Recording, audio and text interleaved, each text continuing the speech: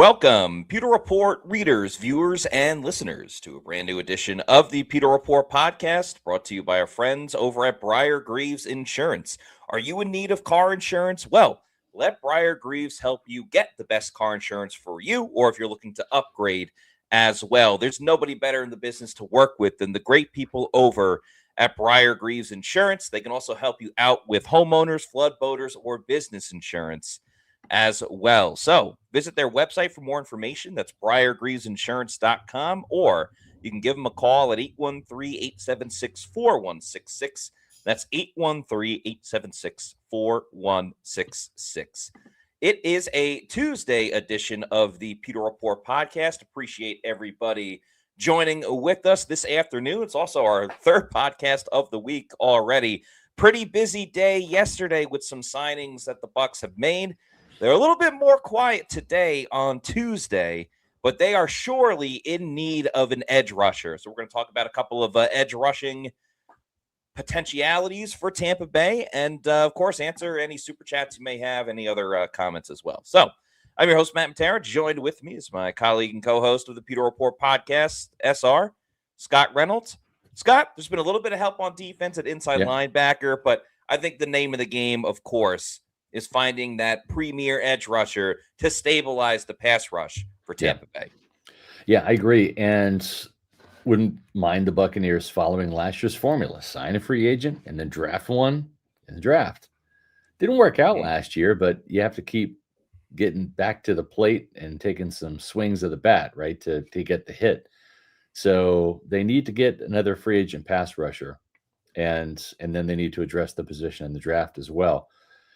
Trey Hendrickson, let's start there, right? This is a player that has wanted, as we've reported, and it's been said he wants north of $30 million. Yeah, it's $35 million. That's what he wants. Yeah. And, it's hard, right? Because this is a player that's kind of been trapped in Cincinnati a little bit. He did sign a 4-year, $60 million deal coming out of New Orleans, where, he was a pain in the thorn of, or I should say, a thorn in the side of the Buccaneers for his last season, 13 sacks. You see him chasing Jameis Winston around there, right? Then he goes to the Bengals, 4 straight Pro Bowl seasons, double-digit sack seasons, 17.5 sacks in each of the 2023 and 2024 seasons. Got hurt last year, as we all know. But this is a player that really couldn't capitalize, I think, on those big 17.5 sack seasons. The Bengals gave him a raise. There was some contention there in terms of he wanted a big contract extension. I mean, he saw the likes of the TJ Watt got just within the same division for Pittsburgh, and he didn't really cash in on that huge deal like Watt did. The Bengals bumped him up to $29 million, but I think the problem is because TJ Watt got that massive deal in Pittsburgh, Hendrickson is kind of chasing the cash he didn't get, right? And he's never been a $30+ million guy. Came close last year for 1 year. But really, I think he understands that at age 31, and he'll be 32 later this year, this is his last big bite of the apple, and he wants a big bite of that apple. The problem is, Matt, is a lot of those pass rushers that were available in free agency, and this was kind of a flush year from Jalen Phillips going to Carolina to Boye Mafe, Khalil Mack re-signing with the Chargers. There's a lot of big-name pass rushers that signed elsewhere yesterday, and when they did, gobbled up a lot of money. We saw Max Crosby get traded. We saw Rashawn Gary get traded, right? John Franklin Myers got paid by the Titans. Joseph Asai went to the Jets, right? So there's a lot of Kwity Paye went to the Raiders from the Colts. We've seen Jermaine Johnson get traded from the Jets to the Titans. A lot of activity in free agency and in trades, but right now there's not a lot of dollars out there maybe for Trey Hendrickson, and there's not a lot of suitors as a result because a lot of teams have already kind of gotten their pass rusher via free agency or trades. Yeah, the edge rushers have gone like gangbusters this year, and you just mentioned a lot of them already, which makes it tougher for Hendrickson, who I do feel for a little bit. The Bengals are notoriously a pretty cheap organization. And, when it comes to nickel and diming players, that's kind of what happened with him in that situation specifically. There is a little bit of the scare, of course, of the fact that he is coming off of that hip injury. But I think the biggest thing that might hurt Hendrickson even more than the fact that so many edge rushers have gone off the board to joining the Tampa Bay Buccaneers, it's within the NFC South. The fact that Yeah. Panthers signed this big deal of $30 million per year to Jalen Phillips for a guy that hasn't even recorded 10 sacks in a season. Yeah. Best NFL season came as a rookie in 2021. When you see that guy making $30 million a year, Hendrickson's going to go, well, of course I can make 35. There's no question about it. But it takes one bad contract from another team, kind of screw over some other free agents opportunities, because I think other teams are going to be smart and say, that guy shouldn't be resetting the market, or that guy shouldn't be setting the tone this in free agency. I mean, you don't say Max Crosby or Myles Garrett, Max Crosby, Jalen Phillips, Exactly. So for him to get that money kind of screws over Trey Hendrickson a little bit, unless one other team gets desperate and says, okay, we'll pay you that. Because if not, Jason Light's a smart GM. He's not going to pay that amount of money for a guy that is certainly looking to cash in. So Tampa Bay's going to unfortunately have to wait for that price to drive down as much as possible. And, maybe they do get him on a cheaper deal, and then he balls out and says, I am worth that contract. And maybe the Bucs give it to him after, but not exactly the spot that Hendrickson wants to be. And he'll definitely have suitors, but I don't think for that price that he wants. Yeah, and you're right. I do think that there is some envy happening here, and why wouldn't there be? Why shouldn't there be? Right? Jalen Phillips has 28 sacks in his entire NFL career, former first-round pick. Right? That is not a lot. He's not really a premier pass rusher. The Panthers paid him like he is one, and they're hoping that he is. This is a guy that's had multiple injuries in his career dating back to college. But it's like for Trey Hendrickson to sit back there and say, wait a minute, you're giving a guy just because he's younger 28 sacks, you're giving him $30 million a year. I'm a few years older, and I have like 91 sacks. Is it 91 or 81? I can't see anymore. Damn it. It's 81. 81 sacks. 81 sacks, right?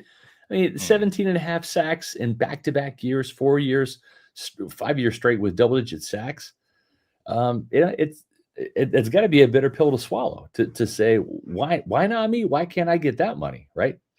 But that's just the way it is. I mean, a lot of times free agency is a game of musical chairs. There's only so many chairs, and there's usually not enough chairs for everybody, right? And Trey Hendrickson's kind of the guy left standing now. And had he stayed healthy last year, this would be a completely different situation. Even if the sack numbers dropped from, say, 17 and a half to like 12, Trey Hendrickson would already be on a team now, right? And it probably wouldn't be Tampa Bay because he would be getting over $30 million.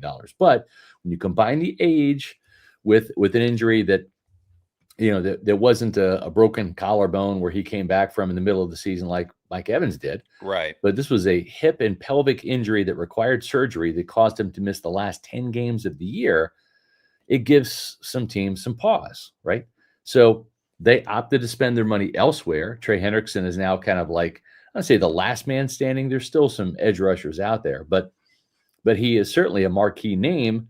But probably what's hurt his cause is, I would say, would have been signed yesterday if he would have come in at, say, $25 million or so rather than wanting 35. Nobody wants to take a pay cut to go from 29 to 24, but you know what? That's what the market is telling him right now. You need to take a pay cut because teams are scared of the injury / the age, and I am too. I'm a huge Trey Hendrickson fan. But I did a Pewter Pulse video 3 weeks ago about buyer beware. I didn't say Buccaneers don't sign him. I just said, hey, between the ages of 30 and 32, typically, for most, not all, but most elite pass rushers, two things happen. Injuries start to pile up, and as a result, production starts to fall down. And that's what we saw last year with Hendrickson. Is he capable of having a bounce-back season? Yeah. But the Bucs were hoping that Hassan Reddick was going to have a bounce-back season from the Jets. It didn't happen. And I think another factor to look into this, and it pertains to the Bucs for sure, is we got to remember while Hendrickson did get that raise from the Bengals, he sat out at the beginning of training camp. Like, he was as stubborn as it could possibly be. So it gives me the feeling that, he may take this for as long as he possibly can. I'm not going to say for all of free agency going into OTAs and training camp, because there is a certain level you can get to, and then all of a sudden it's, oh damn, well, I need to play somewhere next season, and I still want to make some type of money. So like, where is that line in the sand for Trey Hendrickson? Because he's still got a little bit of time. There are some other free agents out there, but once teams start spending their money, they're not going to just randomly open up $25 million to pay a guy. It's going to be, sorry, it was too little too late. But then on the other side of it, for Tampa Bay, it's an interesting spot that they're in, because by no means should any team in any sport ever make a signing just to appease the fans. I get it. Like, it's a fan-driven league, again, in all the four major sports. But as soon as you start listening to every single thing that the fans want, that's when your team starts to break down. With that said, we mentioned it on yesterday's podcast, I think the second one. The Bucs do not have really good optics right now. No. Just based on the fact that your legendary greatest player in history on the offensive side left to take less money, pretty much saying, I don't believe in the direction of this team right now. I will take less money and go to a tougher division because I don't believe in your direction. Right. And I'm not saying you just do this because Mike Evans left, but what could ease the pain a lot more is if the Bucs say, okay, we are committed to winning. We already made some signings with Gainwell, Anzalone, I like. We're bringing in Trey Hendrickson, and he's going to stop the bleeding of, like, the pass rush. Now, Hendrickson has to prove it himself, but that'd be a little PR boost for the Bucs if they were to make the Hendrickson signing. And it does fill a need at the same exact time, too. It's not just a desperation ploy. They do need an edge rusher. There's no doubt about it. And they definitely should at least acquire someone in free agency. You mentioned the optics. So we did a poll, a flash poll on Pewter Report's X account. So check it out. And if you haven't noticed, what we've done is we've just gone with a different strategy here. We know that you know where our stories are. They're on pewterreport.com. So we're not flooding our X account with repostings of the same story ad nauseum. I know that annoyed some of you, and it kind of worked for a while in terms of generating web traffic, but then the algorithm kind of changed with X. So we're basically promoting our stories just once. Just say, here's the new story. It kind of cleanses our timeline, if you will, our account. So you can go there and not have to scroll through, 30 different postings of the 6 or 7 stories we've done on Pewter Report to find some of our posts that have some nuggets in them, some news, some information, some reaction, things like that. So make sure you check out our X account. But one thing that we did post was a poll question, and it says, who are you most upset at over Mike Evans' departure from the Bucs? With 15 hours left, which means, according to my math, we posted it 9 hours ago, it already has just about 2,200 votes. And I'm going to drop it here in the chat so y'all can take part in this as well. And the 4 people, and I did this in order, right? Who are who are you most upset at over Mike Evans' departure from the Bucs? I did it from top to bottom. Number 1, the Glazers. Number 2, Jason Light. Number 3, Todd Bowles. Number 4, the player, Mike Evans, right? So ownership, general manager, head coach, player, in that order, not trying to set up the poll in any way. So the results are, out of the Glazers, Jason Light, Todd Bowles, and Mike Evans himself, the person who's getting the most hate is Todd Bowles, right? And this is he's getting the lion's share of it. 46.8% of Bucs fans blame Todd Bowles for Mike's departure. Second on the list is the Glazers. It's their team. They're the one who writes the checks, and they're the one who decided to keep Todd Bowles. 33.2% are upset at the Glazers. Mike Evans comes in at number 3. They're pissed at Mike for leaving, for wanting to leave. 10.3%. And general manager Jason Light is sliding by in this poll. Only 9.6% of the people are blaming Jason Light for Mike Evans' departure. So I just thought that was pretty interesting kind of data there to draw from. Obviously, it's a non-scientific poll. But just wanted to kind of see where the rage is directed. We see all these posts everywhere on X and here in the chat, but this is more of like an all-encompassing thing. And it's Bulls, then the Blazers, then Mike, and then Jason. Yeah, I find that a little surprising that Jason comes in last on this. I actually thought, for some crazy reason, Mike would have been the least amount of votes, even though he's the one that ultimately made the decision, not to come back to Tampa Bay. Yeah. Bulls can easily be the scapegoat for sure, and he does take a lot of the blame for it, and he should take a lot of the blame for it. There is the argument, though, of, hey, Jason, maybe if you found an edge rusher and a pass rusher, that would help out Todd a little bit more. Yeah. I'm sure Jason's going, well, I got you JTS and Braswell, and you guys haven't developed him. So, right. That merry-go-round can, keep going until the end of time between the chicken or the egg and in that aspect of it. Yeah. But yeah, I do find it a little surprising that Jason does not get as much of the blame compared to everybody else. But I think it's fair to say Todd and the Glazers probably should shoulder most of it. Yeah, Low Country Pirate says, Jason threw all kind of money at Mike and he still left. I think maybe that's why kind of Jason gets by on this poll a little bit here, is because he did. The Bucs were willing to overpay and pay more than the 49ers to keep Mike. And I'm sure he used every heartstring. He's talked about how his kids just adore Mike. He probably put his kids on the phone. Here, Mike, you tell my kids that you're leaving. No, I'm just saying. I'm not saying he did that. I'm not. I'm just saying. But I wouldn't put it past him. I would probably do what you got to do, right? You got to do what you got to do, right? Outside of using the franchise tag, you got to do what you got to do. I would have done that. Hey, kids, get over here. Yeah, tell Mike. Hey, Mike, you tell them that you're leaving. Break their hearts on the phone, right? I don't put it past me. I do stuff like that. But yeah, it's just an interesting poll, and what an interesting day yesterday for the Buccaneers, because I do feel like they made some pretty good moves yesterday. And we were live on the show reacting to Cade Otton's re-signing, and we accurately, unfortunately, forecasted that, saying, this is trouble. Them re-signing Cade, not a good sign for Mike. And then while we were having that conversation, all of a sudden, they made a couple of free agent moves, signing Alex Anzalone and Kenneth Gainwell. And just did a Pewter Pulse video within the last hour on Kenneth Gainwell. I'm not going to just regurgitate that here, but you can check that out on Pewter Report TV, our YouTube channel. But there's a lot to like about those two moves. The coverage ability of Anzalone is better than anything the Bucs have had probably in the last 2 years. And I'm not slighting the career of Levante David, but the last 2 years, Levante David has not been that great in coverage. Certainly not like he was in his prime.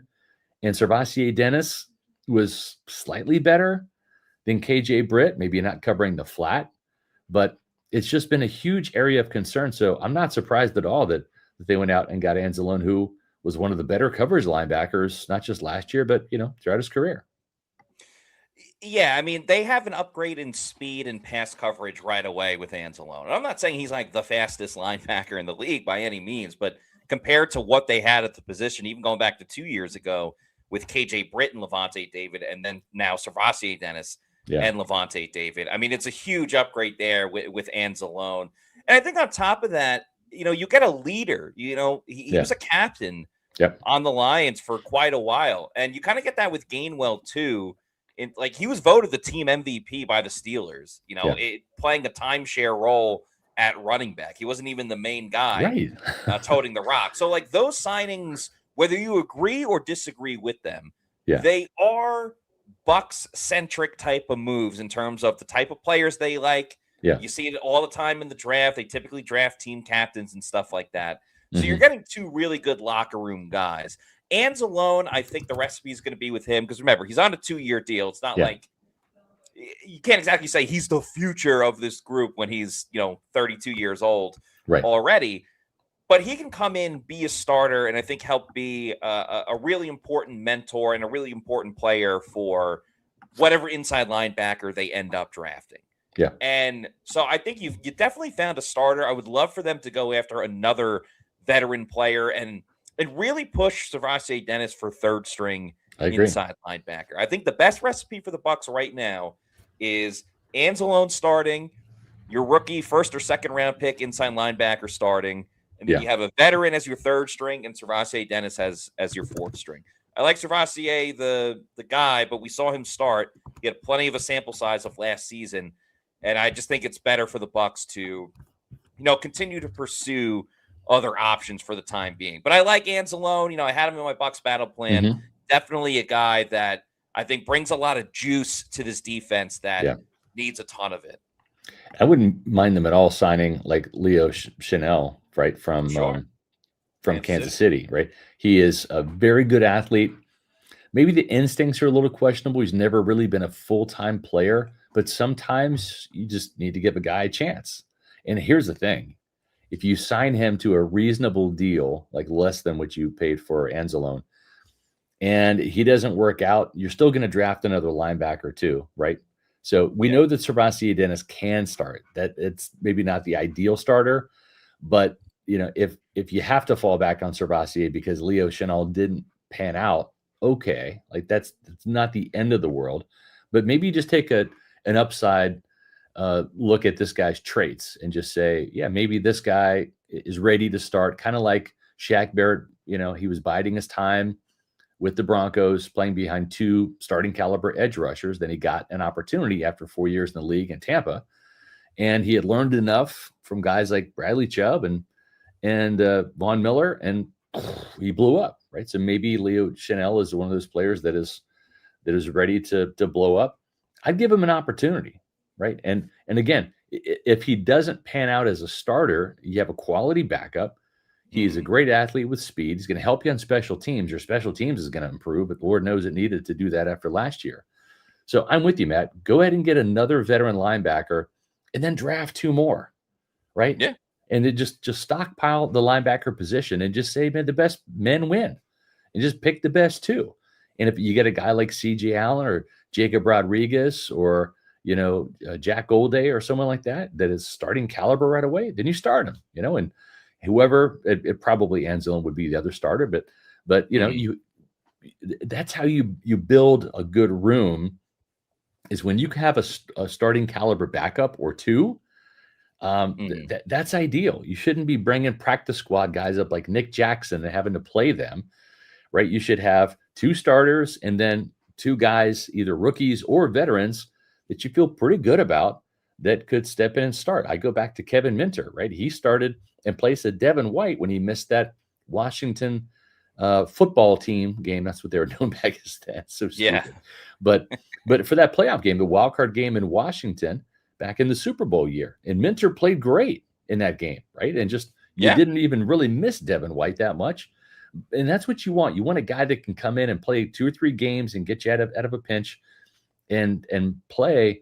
So, yeah, I don't want to see this team just, all right, we're done at linebacker. Like, no, like sign another one and then draft one or two, right? For sure. Because and Chanel was a guy that I mentioned in my article earlier today. Bobby Okereke, another one. He was just with the Giants. He's going to become available. He's a guy, too, that, like, you can sign him. He could potentially be your starter on day one. But then if he's your third string guy, you feel great about that situation going into the season. And you can't just make one signing and say, all right, we are done. We have filled every single issue on this team. We have fixed everything. No, that's not the case at all. And there's a huge difference right now with what Tampa Bay did last year with signing these like veteran 30-plus-year-old inside linebackers and, Anzalone, who they just signed and who they could potentially sign as well. Because they were like Deion Jones was going to be out of the league if he wasn't with Tampa Bay. I know they signed him the year before, late in the season, like in December and in January. Anthony Walker, was on the practice squad for Indy after leaving the Bucs. So it's a way different situation this time around. And even if you do get an Okereke and it's for one season, it's only for 1 year. Like it can't be as bad as the experiment at outside linebacker with Hassan Reddick. So it's a low risk, high reward situation for this team while you can still build around that core future if you do draft two inside linebackers. So as much as I would love them to flood edge rusher, it seems like the easier path right now is just to flood inside linebacker. And then if you get one hit at edge rusher, that'll set yourself up pretty well too. Yeah, and then you only really need one more in the draft, maybe, right? Because you have David Walker in the hopper. You still have Yaya in a contract year. I like that. Yeah. And then if you add, a Trey Hendrickson or someone else, we'll talk about some other names here in a second. But if you add, that proven pass rusher via free agency, then you draft one in rounds 1, 2, or 3. It's pretty good room. I just want Chris Braswell pushed down the roster or pushed off the roster at this point, right? Yeah. I mean, that's the goal. Anthony Nelson should be outside linebacker 4 or 5, right? Not outside linebacker 3. And that's no slight to Anthony, but I mean, that's where he is at the stage of his career.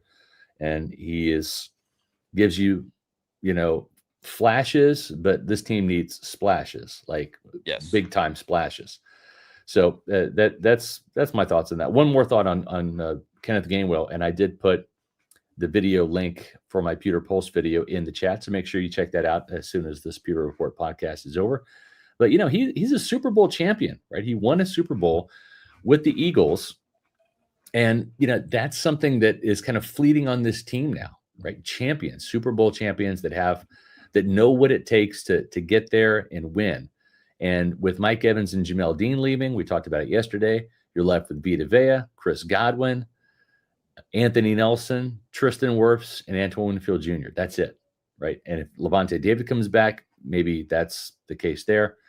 Apparently, Levante's agent is Ron Butler is going to be on WDA here during the show. So if there's any news that breaks out of that, we'll let you know as well.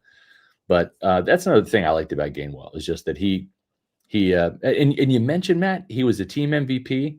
This isn't the team MVP for the Arizona Cardinals or something. This is the Pittsburgh Steelers. Last time I checked, they had guys like TJ Watt, Cam Hayward, Aaron Rodgers, some really proven guys that have been to Pro Bowls. And he had 1,000-yard season combined between running and receiving. And he was the MVP. And he's a backup to Jaylen Warren, right? So, I mean, that speaks volumes to me about the type of player you're going to get. And if you haven't watched the highlights of Kenneth Gainwell yet, do yourself a favor. Go to YouTube and watch this guy. He's as good as I remember him being when he played for the Memphis Tigers back in 2019. I think it's also important to point out, and I'm not trying to market this to everybody that he's like the next Bijan Robinson or Saquon Barkley. We're not going that far. Yeah. But career highs rushing, career highs receiving, yardage wise, tied for a career high in rushing touchdowns, and career high in receiving touchdowns. And career high in receiving touchdowns. The arrow is trending up, and the fact that he's only 26, it's a 2-year deal. I don't think he's going to completely fall off in 2 seasons because of his age. So, this was always going to be a Rashad White replacement and similar type of build and size to Bucky. So that makes me think that their next running back, because you're not just going to go into the season with 2, their next one is going to be more of that ground and pound bruiser type of guy. But you got a pretty good receiving threat in Kenneth Gainwell. That's right.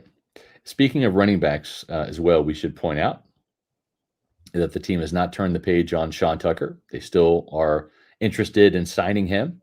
They need another running back. And I don't think they really want to spend a draft pick on one because they could use some more picks on defense, right? So if the right running back is there and it's tremendous value and he's the best player on the board, you do that. But I do think this team wants to re-sign Sean Tucker. He proved to be a very good goal line back last year, Matt. And sometimes you don't need to be a 225-pound hammer down there by the goal line. Sometimes you just need to have some burst and acceleration. And how many times did we see, him take a run, off to the edge, right, and just kind of make a dash for the pylon? And so sometimes that can make you just as effective as a running back, where everything's all tight and bunched in a 13 personnel, right? And all you're doing is you're condensing the defense by doing that. Yeah. And if you're on one side of the field or the other in terms of having a wide side or not, maybe you're not in the middle of the field, then you can do that. When you have sprinter speed, it's a toss play or it's just a handoff and you kind of run into the pile and then just dash for the corner. And we saw Sean Tucker score multiple touchdowns that way. So we know he's a big play waiting to happen. He can break off the big run. He can take a screen pass and rip off a 30-yard gain and score a touchdown. We've seen that. But last year, even though it hurt his average a little bit, I was really impressed with how Sean Tucker was able to do that. He's big enough to punch it in, and nose it in and find that little hole to get into the end zone in short yardage situations, but also the speed to dash outside. Yeah, I think he's almost better. He actually not almost. He is better cutting to the outside than he is going in between the tackles. Because you look at that road game against the Saints, and it's obviously highlighted by Anthony Nelson with the strip sack and the pick six and everything like that. But remember, like, the Bucs could not get a push on first and goal through what ended up being fifth and goal because there's an offsides on the Saints, so they got an extra one. But then anytime they cut it to the outside with Sean Tucker throughout the season, it was almost guaranteed a touchdown. That's right. San Fran, he did it. The Bills game. My favorite type of play is when they just pull Tristan Wirfs to the outside, and then it's Sean Tucker following Tristan Wirfs into the end zone. That's usually a good recipe for success. So I hope Sean Tucker is back. I think he provides a lot of value for this team. Was a kick returner for a little bit as well, but we shall see. And what we love seeing too are super chats. So we'll get those started. Appreciate everybody that is super chatting us. Started off with Anthony Azarada. Thank you for the $4.99 super chat. We appreciate it. Says, do you think the Glazers even care about how upset the fan base is? Mike's departure and the current pickups in free agency remind me of the Dirk days. Yeah, I think they understand that. There's enough of them. There's like 6 to where somebody's got to be on social media. Somebody's got to be listening to WDAE. Somebody's going to be watching the Pewter Report podcast or checking out our poll, which has them as the second culprit behind Bowles and who they're angry at over Mike's departure. So, yeah, I mean, at the same time, I think the more important thing is, like you said, do they care? I would hope they would. Maybe they've developed some thick skin over time. I mean, they're committed to this. So in one sense, it almost doesn't matter, right? Because fans are going to do what they're going to do. They did what they were going to do, which is kept Todd Bowles. And, I think there is, I'm not going to say a direct correlation, but an indirect correlation between keeping Todd Bowles and Mike Evans leaving, right? Mm-hmm. Because if you had brought in an offensive-minded coach, right, I think that helps too. I think Mike wanted off the gerbil wheel of a new offensive coordinator every year. I think he wanted off. Sure. That. Guess who's going to be calling the plays for the next 2 seasons in San Francisco? Kyle Shanahan. Right? I mean, he knows that. And if Mike wants to play another year or 2, Kyle Shanahan's going to be calling the plays there. He knows that. So, and why did that gerbil wheel happen? Because you have a defensive-minded head coach, and he either fired an offensive coordinator, as he did with Byron Leftwich or Josh Grizzard, or the 2 guys that he hired moved on to head coaching jobs. But either way, if Zach Robinson blows up, I mean, he's a charismatic guy. He's smart. Came from the Sean McVay tree out there in L.A. He will have had 3 years worth of play calling experience now. If the Buccaneers offense blows up like it did with Liam Cohen, Zach Robinson is going to get a head coaching job somewhere. It's just going to happen. So I think Mike, I think that's part of a lot of different factors for Mike is just like, I just want to go where I'm going to be in one offense with one play caller for the rest of my career. Yeah, that makes a ton of sense for Mike to do. And it just, again, I think what hurts is not just that he's leaving the Bucs after 12 years and everything that he's done. It's that he's going to a team where in that same division, there's the reigning MVP and the reigning Super Bowl champions on different teams. Right. And that's the team Mike, is deciding to go to. Now, as far as like, do they care about the fan base? I think anyone that watched the documentary shows how passionate the Glazers are, how much they want to win, and how much they want to win for the fans. Yeah. I do think there is a slight disconnect, though, with like what is their infatuation with Todd Bowles? I know. With how angry, and understandably so, how angry fans have been. Yeah. So it's not that they don't care. It just seems like there's a little bit of a lack of self-awareness. Yeah, I think maybe. might be a little bit more fair to say. I think you're on something there, Matt. Seth G, thank you for the $5 super chat. Says, I want to be optimistic about Hendrickson, but I'm scared his overall impact being disappointing. Mm-hmm. Also praying we stay far away from Keldrick Falk. Yeah, me too. I just don't see the appeal with Keldrick Falk. Maybe if the Bucs ran a 4-3 defense, you kind of make it make sense, but he's not an outside linebacker. And then what are you going to do? Draft him like you've tried to manufacture defensive tackles with Logan Hall going from 4-3 defensive end inside to defensive tackle, and you tried that with Elijah Roberts last year. It just would be a huge waste of a first-round pick. So I don't know. I'm not a Keldrick Falk fan. I don't think he's a fit in a 3-4 defense. So I'm with you. And yeah, I'm concerned about Trey Hendrickson. God, if I had a crystal ball, I mean, I wouldn't be on this show, because if I had a crystal ball, I would be betting on the winners of all the sports games, and I'd be a billionaire. So, but I would also use it to let Buccaneer fans and the Buccaneers know that, yes, I'm looking at Trey Hendrickson's future in red and pewter. Oh, and it works out. Oh, 12 sacks in 2026. I would do that. I would let you all know that, but I don't have one, so I can't. Yeah, I mean, and that's the risk that the Bucs are going to have to run, because if it's not Hendrickson, then who is it? I mean, there's a couple of other options out there, but he seems like the last big fish remaining. Jacob Barnett, thank you for being a Pewter Report YouTube channel member for 1 month now. We appreciate it. Says, and we've heard this before, feels like we are entering another decade of darkness. God, I hope not. I hope not. Please, no. I hope not, too. In a weird way, it kind of relies more on Zach Robinson than it does Todd Bowles, in an odd way. Does it not? Because if the offense doesn't work out, right, and the defense continues the way it is, then it's completely blown up. Yeah. Complete wipeout, because then Baker Mayfield's not back. Chris Godwin Jr., his contract isn't picked up. You definitely have core pieces there at wide receiver and at corner and stuff like that.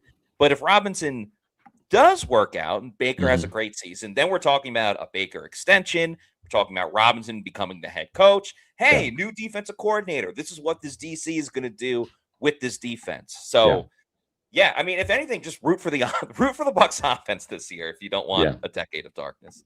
I agree. Moving on to Cruise Official. Thank you for the $5 super chat. Says, nothing but love for Mike and his family. This falls on the Glazer family for not holding Bowles accountable, especially after the embarrassing 50th season. I'm sorry. I had to ban somebody. Like, if you don't like Todd Bowles, that's fine. But I mean, we're not going to tolerate like absolutely derogatory comments. Just not. Yeah, for sure. So I'm not gonna mention what it was, but you can say I don't like Bowles, I hate his defense, whatever. But when you cross the line and get extremely derogatory, like, not going to be tolerated here. So let's keep it to football. You're out, LaFleur. Yeah, that's right. Go ahead, Ben. I'm sorry again. So, no worries. Yeah, so keep it classy, people. Yep. Cruise Official, thank you for the $5 super chat. Says, nothing but love for Mike and his family. This falls on the Glazer family for not holding Bowles accountable, especially after the embarrassing 50th season. Yeah, I mean, I just hope there's a course correction. I just hope that whatever happens this year just leads to them understanding that and now listen, the biggest joke of all, and it wouldn't really be a joke, but it would be like if Todd Bowles somehow got the defense better and his team like won the Super Bowl or won 12 games or whatever. I just don't see it happening. But yeah, I mean, that would be the ultimate like irony here, twist of fate, the ultimate like, haha, I told you so by the Glazers. But I don't think it's going to happen.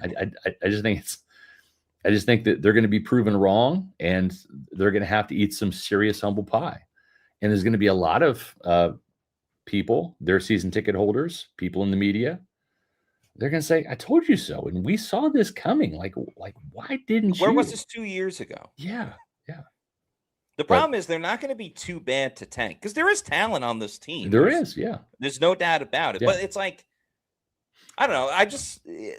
You look at the NFC South. You have 3 teams that were 8-9, and the best team at the end of the season was the 6-11 team that had won, 3 out of their last 4 games. And it's like, how are you still toiling in this mediocrity after several seasons. Like, they should have been far ahead of the pack by then, and they just haven't. So, like, what are they seeing that makes them believe that this is the year Todd is going to turn it around when, like, I don't know, they haven't gotten the edge rusher that they wanted yet. You have a good inside linebacker, but, like, even in your own division, the best inside linebacker went to the other team with Devin Lloyd going to the Panthers. And, you know, that was a bit pricey anyway, and the Bucs weren't really going to be in on it for that price for Devin Lloyd. Yeah. But I don't know. I think it says a lot when you miss out on the best free agent and he goes to your division as well. Yeah, I agree. Paul OG Baker, bro, thanks for the $2 super chat, says, don't blame Todd Bowles. Blame the people keeping Todd Bowles. I think it's very fair. Very fair. Yeah, it is, because, I mean, Todd's not going to fire himself, right? I mean, just like anybody, he can do whatever it takes to keep his job. He fired some people, and he doesn't want to be fired. So, yeah, I think ultimately, you know, it is the Blazers at the end of the day. It's the buck stops with them. It's their team, you know? Yeah. Steve Shute, thank you for this $20 super chat. We really appreciate him. Yes.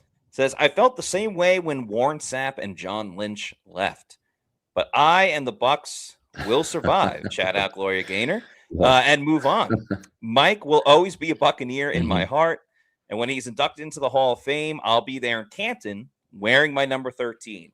Please make it the newest version of the Bucs jersey, not the alarm clock jersey. If you have exactly. That, for sure. I mean, it was the same way with Warren Sapp, right? Like, it was painful watching him as a Raider. You know, same thing with John Lynch with the Broncos. But then it's like, you know, you still think of them as Buccaneers. I'm sure the Patriots fans feel the same way. It's like they built a statue for Tom Brady. You know? Exactly. I mean, like, Tom Brady left, and it basically just destroyed their franchise for the last couple of years and forced Bill Belichick out. And, you know, they had to sit there and watch him come down here to Tampa and win a Super Bowl. The first year he's gone, you know. Yeah. Like, that was painful, right?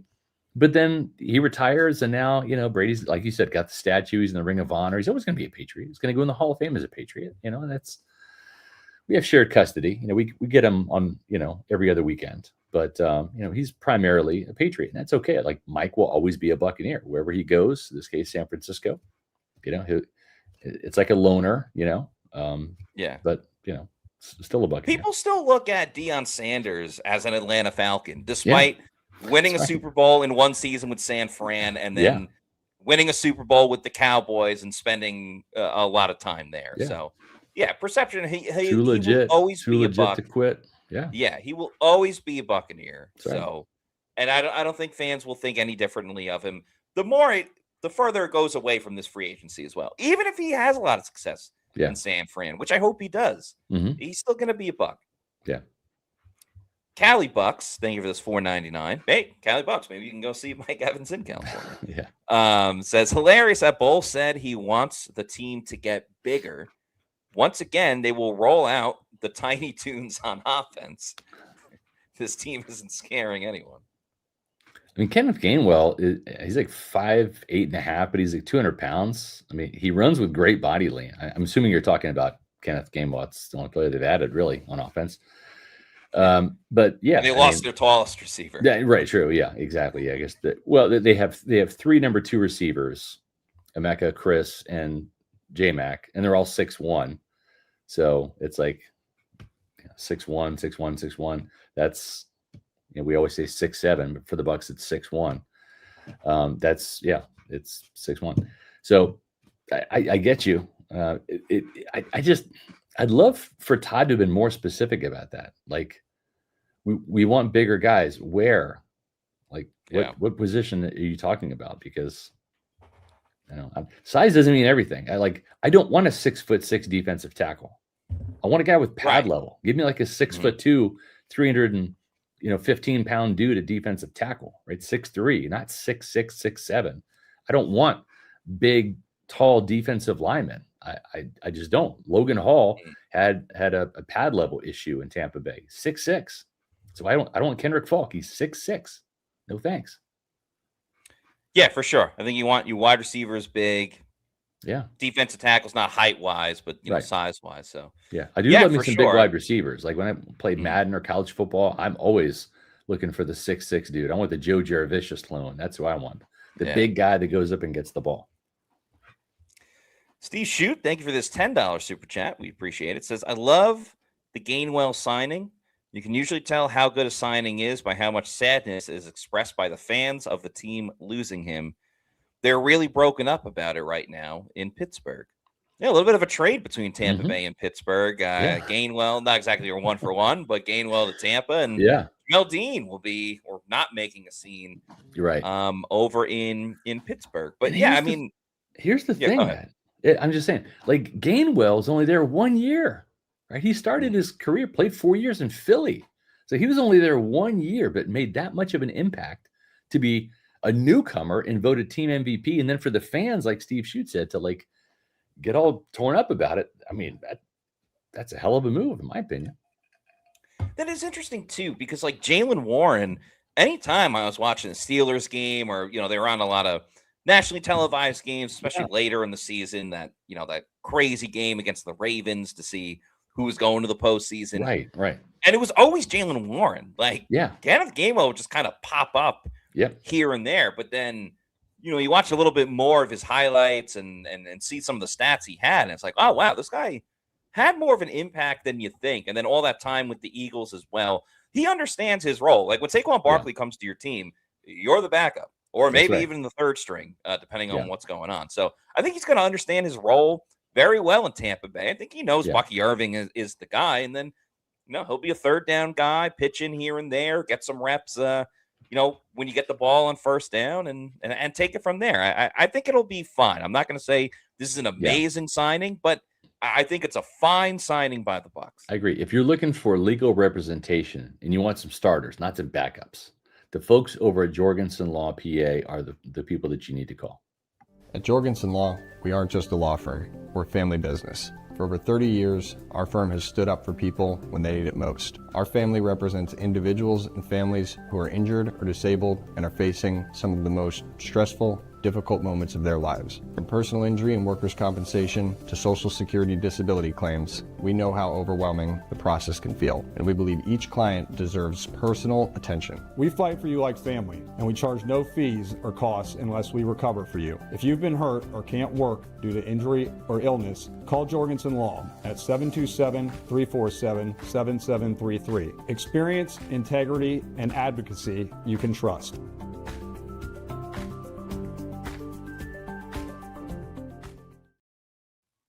Here's your starters right there, Grady and Spencer Jorgensen, right? The thing is, when you get with bigger law firms, sometimes you see the guy's name on the billboards and all that. You never talk to that guy, right? That's not your attorney, right?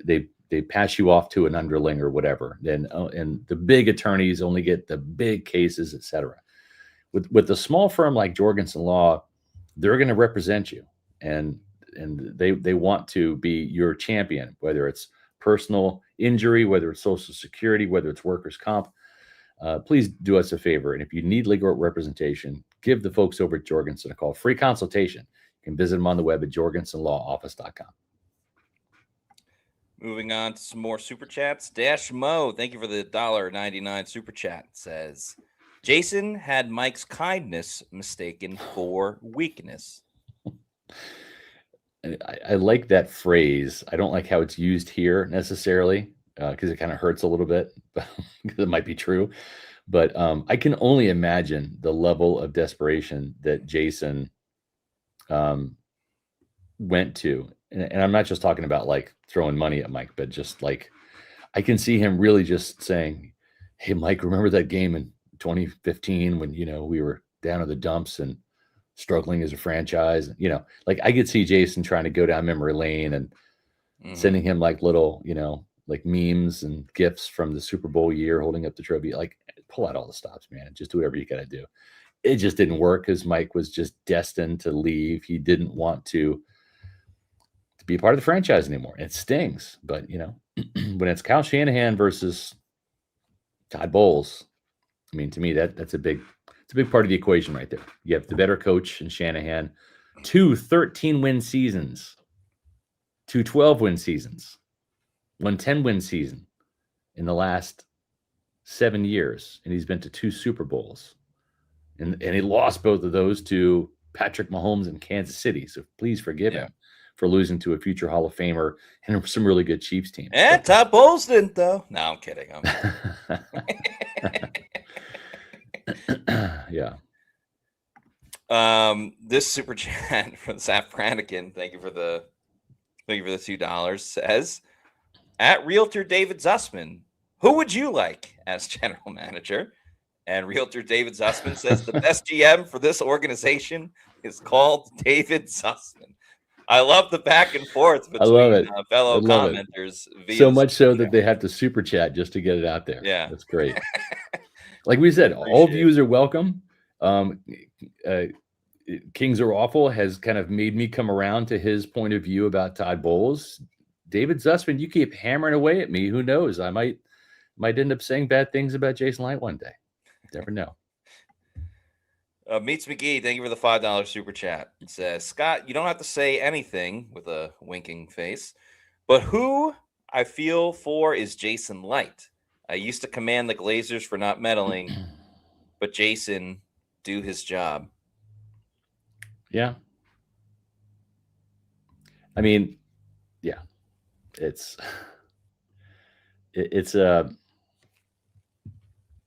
Jason didn't hire him, right? I mean, Bruce Arians hired Todd Bowles not to be the defensive coordinator, to be the head coach. That was a power play by Bruce Arians to make sure that one of his guys, and it wasn't going to be Byron Leftwich. It was going to be Todd Bowles all the way. But to make sure that Todd got another job. And he even said that. He even said that, I think, in the documentary. I wanted to get out and leave him a chance to win with Brady. And, that was Bruce's legacy. He wanted Todd Bowles to have success. And he kind of, I don't say stuck it to the team, but he kind of stuck it to the team on March 30th when he did that, because they had no choice but to accept Todd Bowles as head coach, right? And then, they went 8-9 and they stuck around with him for one more year because they, signed to a big contract. They don't want to fire the guy after 1 year. And how does that look, in terms of firing an African-American coach after 1 year, and all of that. So, and then he went 9-8, and then he went 10-7, and they started to kind of be enamored by this and like, oh, is this heading in the right direction? And then I think since it fell back and kind of crashed and burned, they're like, well, was it just injuries? Was it bad luck? We were in so many games, just couldn't win at the end. Right. I just think that they've wrongly given the guy the benefit of the doubt. They're hanging on to a guy that his record says is a mediocre coach. Mm-hmm. And they don't see it. Or they don't want to see it. No better than 10 wins in 8 years 8 of years? coaching. So, yeah, there's enough of a sample size at this point. Seth G, thank you for being a Pewter Report YouTube channel member for 1 month now. We appreciate it. It says, what is our minimum now for Todd Bowles? I'm not accepting anything other than NFC Championship appearance. Zach Robinson will be good, parentheses trust. Yep. And who do we think is wide receiver 1 now? Love SR, many diamonds, even through the tough time. Appreciate it. We appreciate you guys, right? I mean, we've had some amazing numbers with the podcast the last 2 days and in this show as well, even though it's kind of like temporary dark times for sure. Appreciate you hanging there with us. We're all in this together. We're going to cover the team that you love, even though this is the team that you love to hate right now. Does that make sense? But yeah. So who's wide receiver 1? I don't think they have one. I think Zach Robinson has a challenge to spread the ball around. And I think there'll be different number 1s in every game, right? We kind of saw that too. Jalen McMillan popped off for 100 yards at the end of the season. We saw, Emeka Egbuka proved to be a 100-yard receiver. The big challenge, I think, the big question, Matt, is can Chris Godwin prove to be a guy that can pop off for 100 yards here or there during a season? Yeah, it's interesting from a perspective for Zach Robinson as well, because Robinson in Atlanta, it was, okay, Drake London is my top receiving target. Yes, right. He had a ton of talent with Bijan Robinson at running back and Pitts at tight end, but it was Drake London and then just a bunch of other Jags after Justin. That's not the case here in Tampa. He doesn't have the top dog like he would have had with Mike Evans or like what he had with Drake London, but plenty of guys to work with everyone you just mentioned. I get the sense that beginning the season, maybe even before the regular season starts, but like training camp, everything like that, it's going to be Chris Godwin as wide receiver 1. Yeah. And then I think eventually Emeka Egbuka shows that he can be that guy, and he ends up being wide receiver 1. And then they use Godwin and McMillan how they best see fit. So that would be my prediction. And it's important to note here, before you let's put that back up for one more second, Matt, because I want to get your thoughts on this. But it's important to note, too, that remember in 2024, the offense ran through the slot. So if Zach Robinson's offense is going to be very much like Liam Cohen's coming from LA with that Sean McVay playbook, you're talking about the slot receivers, right? And of course, that's Puka Nacua in LA. It used to be Cooper Kupp in LA. And so I think you're going to see Chris Godwin and Emeka Egbuka kind of share that role in the slot and, you know, and thrive. And when Chris needs a breather and he needs a break, then you're going to have J-Mac at X, the split end. You'll have Tez come in as the Z, which is probably his more natural spot, the split end flanker position, actually flanker. And then you'll have Emeka in the slot. So I think that's how it might play out. I said yesterday that my threshold now for bowls is at least 10 wins and getting to the second round of the playoffs, or 9 wins and then making it to the NFC Championship game. But I don't recall hearing yours, Matt. What would your threshold be? What is your absolute for Todd Bowles? You know, kind of like with a high record in the regular season, playoffs. You know, where do you see this playing out? It's a little bit of a tough one, and I don't want to be exactly like a copycat, but I think a minimum has to be 100 double-digit wins, so 10 wins. I think they have to win the division championship as well. Don't Good point. Skate by with 10 wins, but Atlanta gets it or Carolina gets it. Yeah. And I think it's got to be an NFC Championship game appearance, because we've seen the Bucs win 10 games, go to the playoffs, don't go that far. Yeah. We can't give Bowles any little extra rope than like win now or that's it, because he's had enough rope for a long enough time. So I think it's got to be at least 10 wins, a division title, NFC Championship game appearance, because you're getting at least one home game out of that if you do win the division title. So I agree. I think that's what it's got to be. Yep, I agree.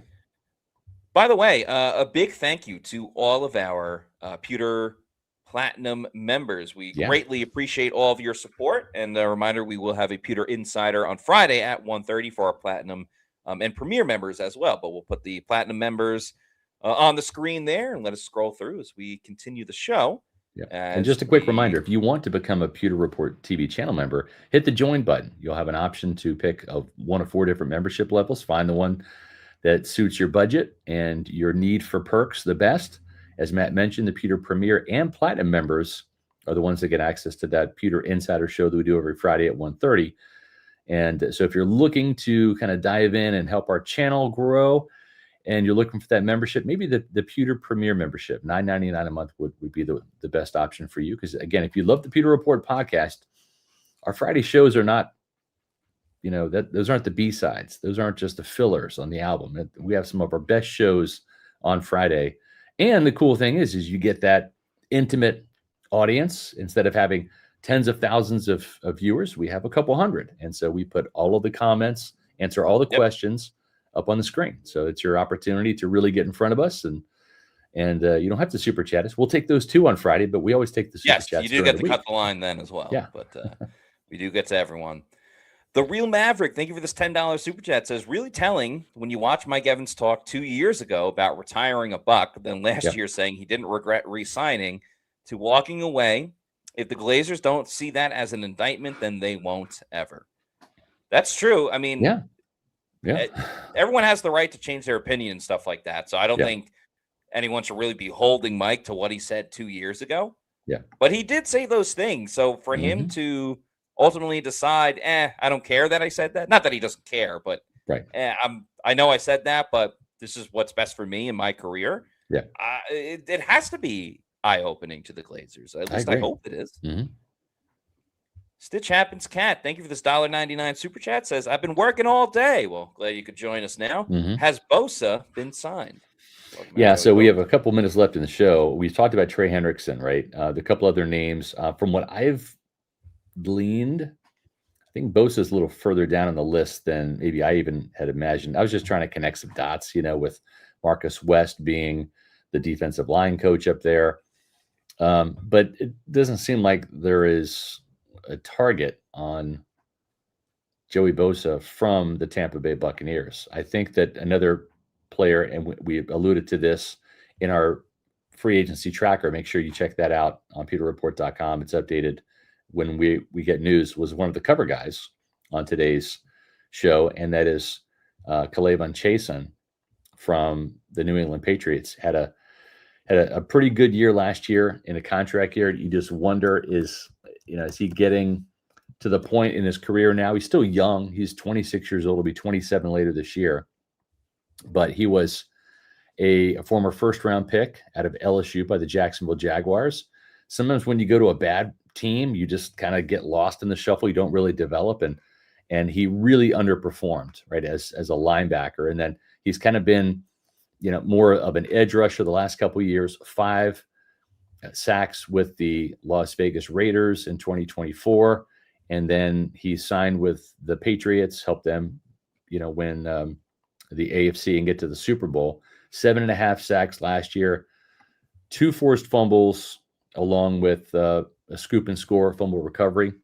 An interesting player, and still young. I think you can still get him on a 1-year prove-it deal to where he's still hungry. I don't think I would want to sign him to like a 2 or 3 year deal. I think I'd try to get him for a 1-year prove-it deal to make sure that you're getting a guy that just wasn't a flash in the pan last year. It's 7.5 sacks.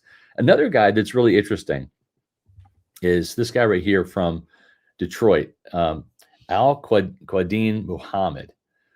31 years old, just had kind of a breakout season last year in Detroit, 11 sacks, and just kind of came out of nowhere. This was a player that had 3 sacks with the Colts back in 2019. He was a former 6th-round pick out of Miami back in 2017. He's 30 years old, would be 31 later in March. But again, you're looking for a 1-year guy to help you rush the passer while you develop a 1st or 2nd round draft pick this year, and you kind of wait for David Walker to see what you have there. Again, had pretty good sack number last year, 11 sacks, 3 sacks the year prior as a limited pass rusher in Detroit, but he was a full-time guy last year and had 11 opposite Aiden Hutchinson. Now, Hutchinson helped him get some of those sacks for sure, but he did have in his last season with the Colts 6 sacks. He's not a guy that is a proven producer year in and year out, but if the price is right, kind of like with K'Lavon Chaisson, if you can't get Trey Hendrickson, Matt, I think he's someone that you worth taking a look at, maybe worth signing, on a cheap 1-year deal. Yeah, certainly trying to find those low-risk, high-reward guys. Chaisson, I think, we talked about with Gainwell, the arrow trending up. Certainly a guy, when you're improving on your sack numbers each year, that's typically a good sign. I mean, had 5 total with Jacksonville and then gets that same amount in 1 year with the Raiders and then 7.5 last year with the Patriots. Less expensive option than some of the other guys, I think is certainly something to kick the tires on if Hendrickson does not end up being available. Cali Bucks, thank you for this $4.99. Says Evans only played the Niners away 3 times in his career. Evans now plays 20 minutes away from me. I'll be there in my Bucs jersey rooting for Evans. Well, at least you'll get to see him and support him that way. So that's cool. Meets McGee, thanks for the $2 super chat, says, I wonder what Jason's coaching big board looks like. I don't know. It's tough. Interesting. Typically, question. we like to connect the dots between other people that he's coached with before or, have worked with before. Wellesley Jr., thank you for the $4.99 super chat, says, need one more corner, in my opinion. The guy from Seattle may be a good fit. Reek Woolen, 26 years old, 6'4", 210. I don't think Zion is a number 1 corner. Yeah, another guy with some size is Rasul Douglas. I think he's a 6'2" corner. Yeah, I mean, and here's the beauty of it. I know everybody wants the big names. A lot of the big names are already signed. That's what day one is for in free agency. The beauty of this is sometimes you can get a bigger name guy, maybe a Reek Woolen on day 2, day 3, day 4, when the price tag comes down a little bit. Like if the Buccaneers if they're in a waiting game with Trey Hendrickson, like that's a good thing at this point, right? Because a lot of the suitors have kind of dried up. A lot of the money have dried up. You're not competing with a bunch of teams now. There's not this free agent frenzy bidding war. And if you get the marquee player, Trey Hendrickson, Reek Woolen, whoever, for less money, like that's a good thing, right? I mean, we're not saying that's a bad thing. That's a good thing. So at this point, after day 1, you just kind of like let the market sit and stew and simmer. And the longer these guys are free agents, their numbers start coming down because their agents get antsy. Sometimes the players get antsy, Matt, but I think sometimes the agents get antsy because they get a commission. This is how they make their money, right? Exactly. And as they see the price tag come down, their commission money is going to go down. So sometimes it's kind of like, we're not going to hold out anymore because the price tag keeps coming down. Let's just stop the bleeding and let's just do a deal, right? And the longer you wait, the more that naturally that price tag, and we see that too. We see that with teams sometimes. They wait until the draft. They just say, okay, well, if you're available now, and it's March 27th, right? 17 days from now, it's March 27th. We'll see if you're still around after the draft. We'll see what we get in the draft, and then if you're still around, we might be interested. Oh, and guess what? It's going to be even cheaper then because you haven't been signed. Yeah, it's all true. And that draft is a threat as well because they can find your kind of replacement there too. Younger, cheaper. Dom Tarantino, thank you for the $5 super chat, says, what do you guys think of trading Chris Godwin for Brian Thomas Jr. and embrace the youth movement at wide receiver? Brian Thomas Jr. at X, Emeka in the slot, and J-Mac as your flanker. I have heard. I mean, I would make that trade. The problem is, and I know like Jacksonville, there's been reports that Brian Thomas Jr. is on the trading block, and I don't know. It's shocking to me. He was so awesome as a rookie. I know. And we were at that joint training camp when Liam Cohen was smoking the Bucs. Yeah, he was annihilating the Bucs, and then Liam Cohen goes there. I'm thinking, oh my goodness, this guy. He's going to get 2,000 yards on the season, and it just did not work out. From the Jags' perspective, though, you would need a lot of draft picks because, I don't know, that's still a young talent on a rookie contract. You're then taking on Chris Godwin Jr.'s contract. You can't just do a one-for-one trade. There have to be a lot of picks in it, and then that doesn't – yeah, you have the youth movement at wide receiver, but then you're losing a bunch of your draft picks. So yeah, Jacksonville doesn't have the cap room for a $20 million receiver. That's why they weren't on Mike, right? So they're not going to do that. Yeah. If Liam Cohen doesn't want Brian Thomas Jr. in his offense, I can't imagine the Buccaneers would want him in Zach Robinson's offense, which is with his Liam very Cohen's similar. So there's something awry here. If Liam Cohen just doesn't want Brian Thomas Jr., and I've kind of done some digging too, the Buccaneers are not interested in him. They weren't interested in drafting him either. I think they had a formal visit with him at the combine. Sometimes when you have a formal visit, it doesn't mean they're interested. Sometimes they hear stuff in the formal interview where they actually kind of scratch you off the list or drop you down the draft board if you don't have the right answers to their questions. Thanks to Nemo Hose for this $2 super chat. Says, when it's Matt and Scott, fire emoji. Division winner. The all too early division winner pick. I'll give you my rankings right now based off of what's gone on so far in free agency. And there's still a long way to go. And there's the draft. With all that said, I still have Carolina at 1. I don't like the Jalen Phillips signing for $30 million, but they are committing to fixing their defense. I got Carolina 1. Bucs 2, they still got to fix their defense, and you lost Mike Evans. I'm putting New Orleans 3. I mean, the big signing for ETN at running back, Noah Fant. They signed an offensive guard as well. And then I got Atlanta 4 just because their big signing has been Tua, who's going to be a backup, and then Jahan Dotson, Zalamedi, Okias, and Austin Hooper, Zacchaeus, Olamide, Zacchaeus, and Hooper, they began their careers with the Falcons. So they just signed a couple of depth guys right now and a backup quarterback. And I'm not a fan of Kevin Stefanski. I just don't think he is all that. You can take he's been NFL Coach of the Year twice. Okay, well, he's had more losing seasons than winning. So I just don't feel that that's a threat by the Falcons for the Buccaneers. I see it exactly the same way, man. I see it as Carolina, Tampa, New Orleans, and then Atlanta. Ironic Bourbon, thank you for the $5 super chat, says, I think Evans leaving is huge foreshadowing with what is coming this year. Felt like Bowles was losing the locker room near the end of last year. Yeah, it's so weird because it's like he's a likable guy, right? Mhm. So it wasn't like John Gruden where Gruden kind of graded on people. You either loved John or you kind of hated him, right? Keyshawn Johnson couldn't stand John Gruden. They won a Super Bowl together. But like the next year, he was sent home without pay and suspended and for conduct detrimental to the team. I mean, stuff that you just don't see in the NFL. So, Lovey was kind of hated at the end, terrible coach. God, Lovey was awful. But with Todd, it's like he's such a nice guy.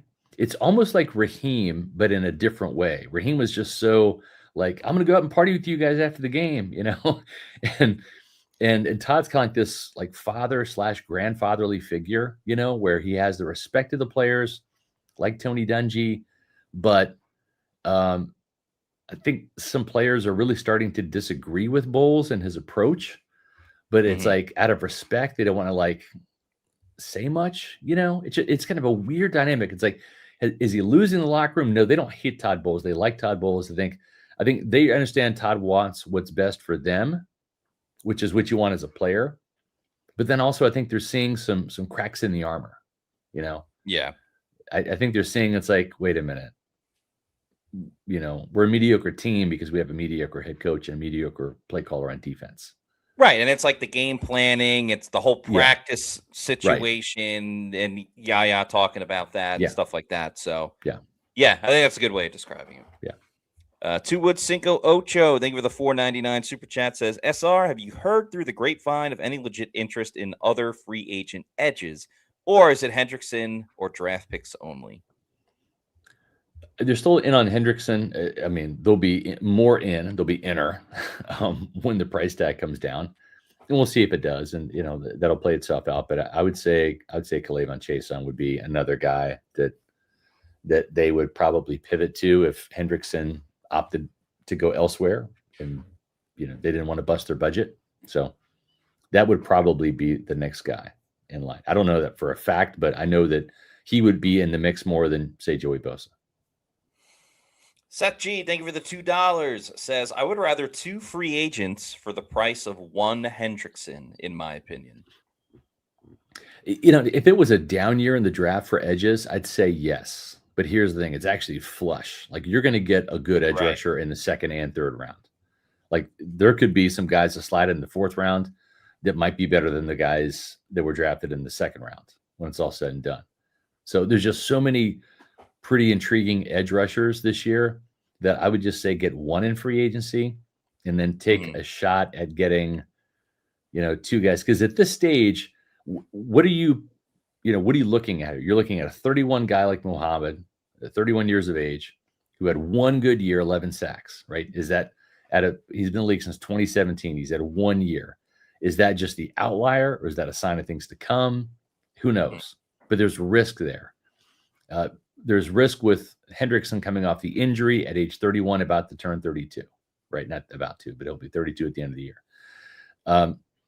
There's really not much more risk in drafting a young, unproven guy at this point than there is after the big wave of all of the more proven pass rushers have gone. I'd almost rather take my chance on a cheaper guy that has the potential to be something maybe special in the draft. I mean, again, Yaya Diaby, third round pick, that's good value. Like he turned into a pretty damn good starting caliber edge rusher. He's just not an alpha. He's not a number one. You get a number one, and I think Yaya plays even better than he is right now. But I would just say one free agent and then maybe two in the draft. Yeah, I would like to see the Bucs double up, whether it's inside linebacker or edge rusher. Yeah. Double up in the draft at either one of those positions. Screw it. Make your first 4 picks just inside linebacker, edge, inside linebacker. I'd be fine with that too. Yep. James Miner, thank you for the $5 super chat. Says, just curious what you think about drafting Chris Braswell from Tennessee. Get some of what we lost from Mike leaving. You mean Brazel, not Braswell. They already have Chris Braswell. I was like, why are we going down that road again? Yeah. Brazel, the receiver from Tennessee. I love the size. I love kind of like the playmaking ability. I remember when he was at Tulane and he was one of those NIL guys, right? He was a star at Tulane, then he got the money, and went to Tennessee. There's some flash there. I'm not sure that he is the most consistent receiver. Ted Hurst from Georgia State is a player that they had a formal interview with. He's a big guy. I always like him better. I think he's kind of a grittier player. Mm-hmm. So I wouldn't be opposed to that. I like big wide receivers. I think this team does need a big X somewhere in the draft. And I think there's enough of them. You can find a day 3 guy and, is he going to be a star? No, but maybe he's like a Joe Jaravicious type where you come in as a number 3 receiver and help you out with some clutch catches. Yeah, and that's fine for this team too. Yeah. Kahunaville, thank you for the $5 super chat. Says, do you think Mike Evans leaving equals a Baker regression? I can see him trying to force even more in 2026 because he doesn't have his go-to receiver. That's an interesting thought question. Process. Yeah. Yeah. It's what's compelling too is you have Zach Robinson in the mix. So it's like, okay, are you getting, because Zach Robinson and familiarity and how he runs a Liam Cohen style of offense, like, are you getting a 2024 version of Baker Mayfield? Because the 2024 Baker Mayfield did not have Mike for a couple of games and was still fine. Yeah. And I think with this talent, you can still score a lot of points, get a lot of stats, run the football really well. And I think that's kind of the missing key in a lot of this too, is how effective that running game was in 2024 and how much that helped out Baker. So it certainly doesn't help not having Mike Evans. Yeah. But to say regression, I wouldn't sign off on that just yet, just because of the Zach Robinson factor. The other thing too that's important to note is in that 2024 season, Baker completed a career high and a franchise record, 71% completion percentage, right? And why was he able to do that? Not as many downfield shots. It was getting the ball out of his hand quickly with those quick rhythmic timing throws. And where is Mike more effective? Kind of on those go balls, right? Those 50-50 balls down the field. And there were less of them that season, right? If you think back to that Mike had some catch and run. You remember the Chargers game, right? That's exactly what popped into my mind. That was like the schoolyard BS play that Baker likes to do at times, but that's not an organized play. That's like, hey, the pocket broke down. I'm just going to, improv. And then he found Mike. So, yeah, for sure. T-Level, thank you for the $2 super chat, says, I'd still take Chubb over Trey. Talking about Bradley Chubb. Yeah, I guess he is available, isn't he? Did he sign something? Yeah, because honestly, a lot of our talks on this podcast was, hey, we think he's going to be too expensive for the Bucs because he's going to look for like that big long-term deal where the Bucs kind of want just a 1-year deal. But the fact that he wasn't signed on day 1 when everybody else was, I think that price may have to come down too. And if his price comes down more, I think, again, it's an avenue to explore if you can get him on a 1-year deal. Yeah, I mean, he's kind of gotten lost in the shuffle, right? Definitely. I mean, that's I don't think crazy. He's been signed. Not that I don't think he has. Yeah, I'd put that on the list as well. Seth G, thank you for the $5 super chat, says, sorry, should have clarified. Didn't mean 2 free agents as in strictly edge, but defense as a whole, since they're such a good pool of edge in the draft. Yeah, I understood what you're saying, that like, okay, you could get a D tackle and an edge, or an inside linebacker and a D tackle. So I get what you're saying, but thank you for the clarification. Yeah, I mean, Bradley Chubb is kind of lost in the shuffle, right? He has not signed with anyone yet. That's wow. There you go. Yeah, maybe he's an option. I don't know. Keep an eye out, people, eyes and ears. And then 2 Wood Cinco Ocho, thank you for the $5 super chat, says, any interest in Caden Ellis? He would be a huge upgrade, in my opinion.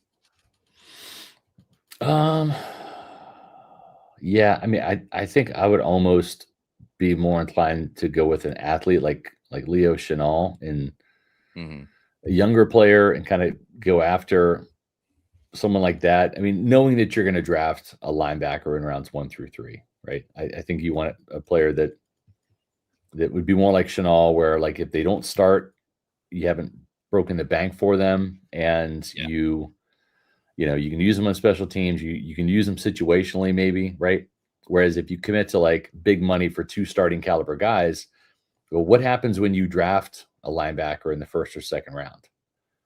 Then you pretty much have to play that guy. Otherwise, you wasted your pick, right, on a backup, especially a premier pick. So, no, it's very true. And then last super chat that I see, Meets McGee. Thank you for this $2 super chat. It says Steve Smith said, "Stay away from Tennessee wide receivers." Yeah, when was the last time they worked out? I mean, I know you're not supposed to scout the helmet or scout the school, but yeah, I used to feel that way about USC quarterbacks for a long time. Yeah, right. Yeah, sometimes it happens. Anyway, Buck for Life, buzzer beater super chat here. Yep. Thank you for the $4.99. Says, I don't want CJ Allen at all. Younger KJ Britt, thumper guy. Plus, we took an unathletic 32-year-old linebacker in free agency. At this point, take Sadiq. Trade Otten, please. I don't think they're going to do that. This is like the NBA with like a sign and trade deal, you know? Yeah. Kenyon Sadiq is not going to be a Buccaneer. Feel pretty good about that. But here's the thing. I love Georgia football, and I loved watching CJ Allen. I wish that I loved him more than I do. I think he's a really good player. He's like a steady Eddie, but more than that, he's not like a steady Eddie like you think Anthony Nelson. He's a starting caliber guy.